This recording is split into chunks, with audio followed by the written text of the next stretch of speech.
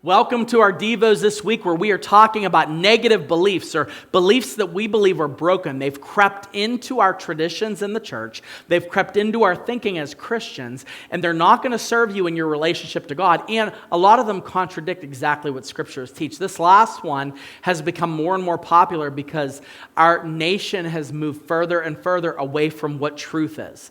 And right now, we're in a crisis, and it keeps getting worse because things that we looked at as elementary and simple, and we would say this is just what is true. Now truth has become individual. It's become a commodity that you can say, well, my truth isn't necessarily your truth. Well, I don't get to own truth. I get to submit to truth, okay? So this last one has to do with people and what happens to them after they die.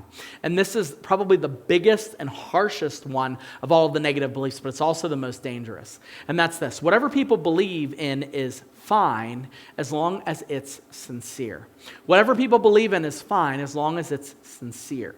So what that means is that if somebody that you know that would say, you know what, I actually think that Jesus didn't exist. I don't believe that I need to be saved. I don't think there's anything like that. I think the idea of evil is a mental construct. I don't think that there's this idea of sin, all that stuff. And I'm cool with it. I've believed this all my life. It's so sincere. What this means, this statement means is you have to look at them and go, well, God's cool with that because, you believe it sincerely. As long as you're sincere, whatever your belief is cool.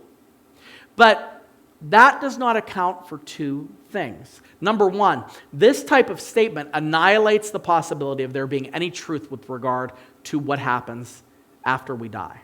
That's what it does. So you're saying everything is completely subjective. If I grew up and I believed in reincarnation and I love dogs, well, what that means is if I love this idea so much, I'm going to become a dog.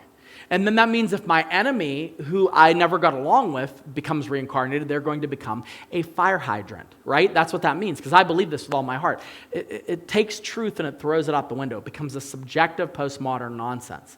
The second thing this does is this leaves a whole lot of room for bad behavior. For instance, do you think the person that went into that Pulse nightclub back in 2016, 2017, I can't remember the exact year, and they shot that nightclub up, do you think that person was sincere in their beliefs?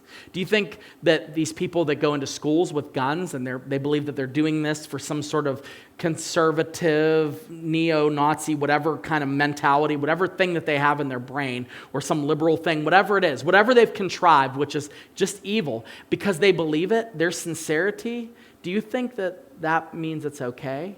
Since when does sincerity become the litmus test of what is true? It has, and I don't know how that's happened. But the only thing that I could tell you is you don't want to think like this. As a Christian, you can't think like this. It doesn't make sense from a spiritual standpoint. It doesn't make sense from a logical standpoint. If I jump off of this building right now and I sincerely believe that gravity doesn't exist, I assure you I will find out that I was wrong when I hit the ground. So that's the way it is with everything, and that's the way it is with spiritual things. And the Bible does not give permission in this area. Jesus himself, you figure Jesus is the most inclusive of anything you see in the scriptures. He's loving people that are unlovable. He's reaching out to people. He's caring for people. He says to his disciples, I am the way, the truth, and the life. No one comes to the Father except through me. This is the most exclusive claim we can see, and it's coming from the most loving and inclusive God. So what do you do with that? What you do is you believe it.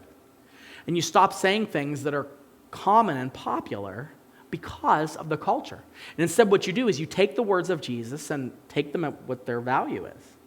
And then you take that belief and you explode it, because Jesus not only says, I am the way, he shows the way. And on top of that, when he died for the sins of the world, he made a way so that we could know him and truly know all that God wants us to know about what happens after we die.